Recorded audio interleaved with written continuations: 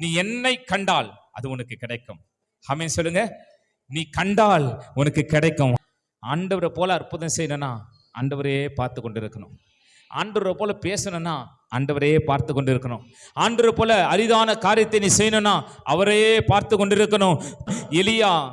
எலிஷாவை பார்த்து சொல்றார், டேய் சரியான ஆள்றா, நீ சாதாரணமானவல்ல, கேட்டதும் கேட்ட, பெருசா கேட்ட.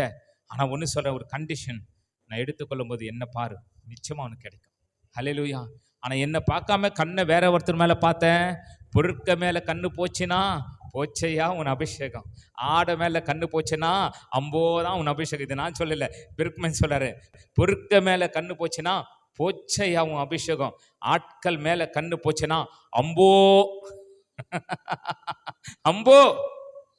நான் சொல்றேன், என்னை கண்டால் கிடைக்கும். எடுத்துக்கொள்ளப்படும் போது பார்த்தான், சால்வை மாத்திரம் வந்து விழுந்தது. இன்னைக்கு அது ஒரு வெளிப்பாடோட முதல் முறையா சொல்கிறேன். இந்த இடத்துல பேசும்போது கர்த்தர் இந்த வெளிப்பாட்டுகளை தருகிறார். என்ன தெரியுமா? உன்னை கனப்படுத்தும்படி போடுகிற ஒரு சால்வை. கேட்டுக்கொள்வது கிடைத்தது, அதுதான் சால்வை. ஹல்லேலூயா. நீ விரும்பினது கிடைத்தது, அதுதான் அடையாளம்.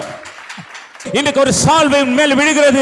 Come on, receive it. இயேசுவின் நாமத்திலே அதை பிடித்துக் கொண்டு யோர்தான் மேல நில்லு, சொல்லு, இயேசுவின் நாமத்தினாலே நான் அடிக்கிறேன், யோர்தான் திறக்கப்படுவதாக. Come on, அது திறக்கும். Come on, receive it.